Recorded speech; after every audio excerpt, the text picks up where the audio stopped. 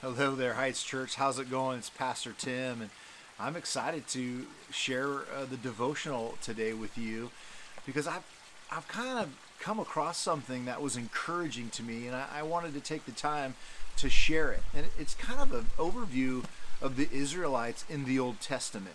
When you look at the story of Abraham, Isaac, and Jacob, there was this promise that God had made.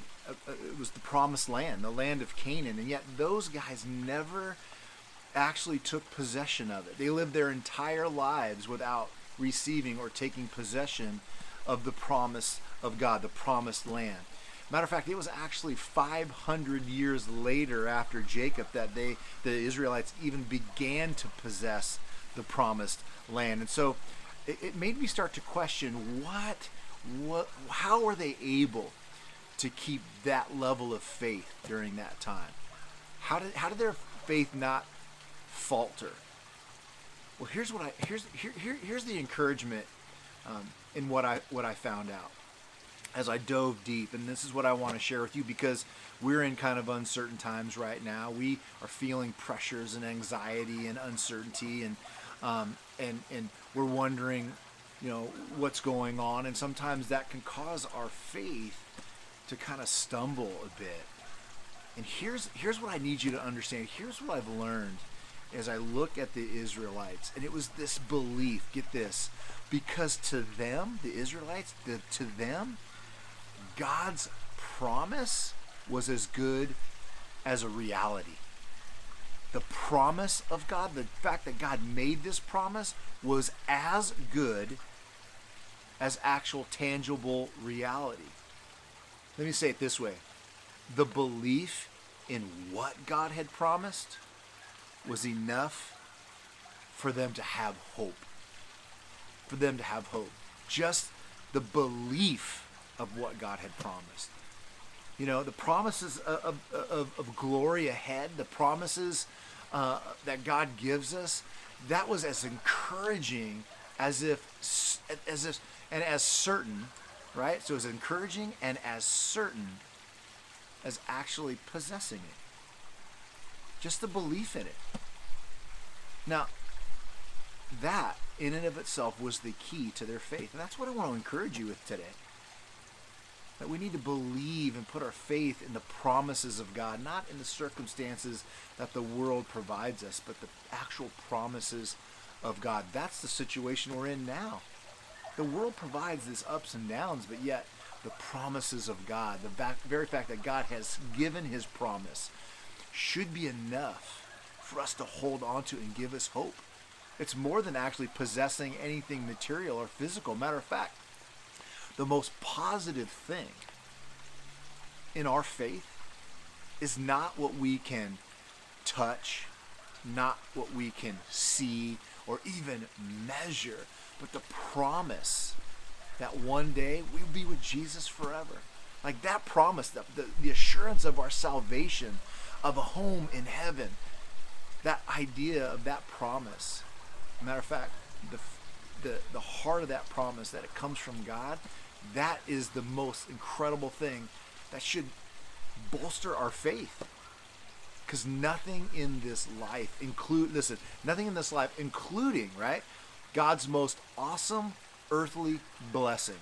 So things that come from the Lord that are wonderful here on earth, not even those things, right, can give the believer the satisfaction, the joy, or the contentment that come with the absolute assurance that our home is in heaven, that we have relationship with Jesus. And that's the key to the Israelites' faith, is the belief and faith in God's promise, not actually having to possess anything of worth that comes in this world. God promised it, and they knew it would happen. So what promises do you and I need to kind of hold on to during this time? Maybe we should revisit some of God's promises to help us to focus and give us that assurance of faith. I know it's helping me during this time. Early on, even in the last week, I was struggling. I felt a little dry. And as I dove into this and this just kind of bubbled up and came to life, I was encouraged. They didn't need to possess the promised land. but they had the promise of God, and that was enough. So let me read to you some verses I have. This is out of Isaiah. Isaiah 41. Maybe it's this promise this week. It says, "Don't be afraid, for I am with you. Don't be discouraged, for I am your God. I will strengthen you and help you. I will hold you up with my victorious right hand." Don't be afraid. He'll be with us. Those are great promises. And that he'll hold you up. What a great promise. How about the one in John 14:27? It says, "I am leaving you with a gift." I love that. A gift. Peace of mind and a peace of heart. "And the peace I give you is the gift that the world cannot give." That's so good. He's going to give us a gift of peace and peace of mind and a peace of heart. And he says it's the gift that this world, quite frankly, it can't offer you. It can't deliver.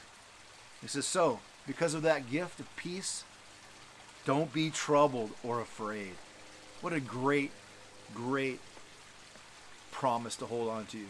I challenge you this week to dive into some of the promises of God. You can do a quick Google search and come up some great references to some passages. Meditate on those and hold on to those promises and let them be enough to bolster your faith.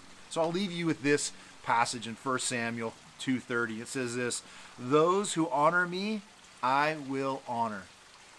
Those are the words of the Lord. Those who honor me, I will honor.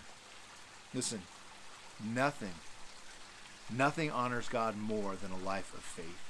Nothing honors God more than a life of faith. So as you go today and you run into life, right? Life hits you right in the face. May you hold on to the promises of God. May they help you have a faith that encourages not only yourself but others around you. Because when we look upward, when we look homeward, which is heaven, there's no greater promise than the assurance of our salvation, that we get to live with Jesus forever. Be encouraged this week. We love you. I know that we're praying for you. Blessings.